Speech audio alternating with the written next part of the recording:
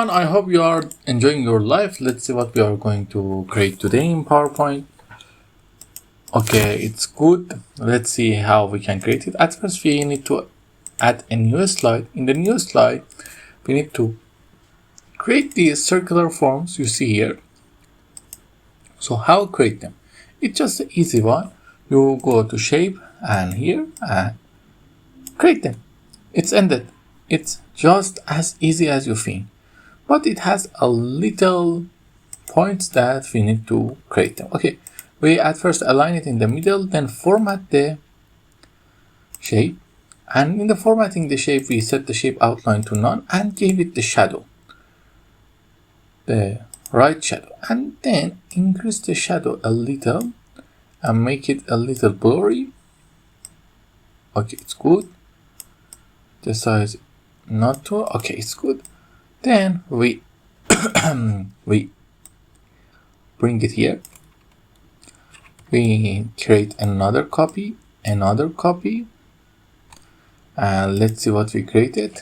We can create another copy also. After creating 4 copy, you see it's looking great. We need to color them up. Let's go with the background. We format the background. The background color is going to be this green and this green.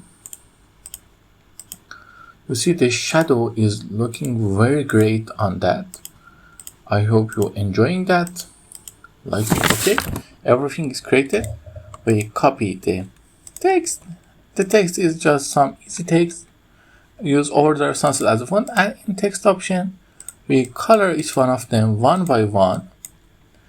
We select it and recolor it to the color we want. Okay, now we copy that and increase this shape and bring this thing to up.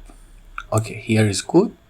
Then we copy the text, paste it here, but the important thing is that we are going to make it look like the text are coming by itself. I'm telling you how. We bring this thing to front, we copy that, increase it in size, then copy the next text,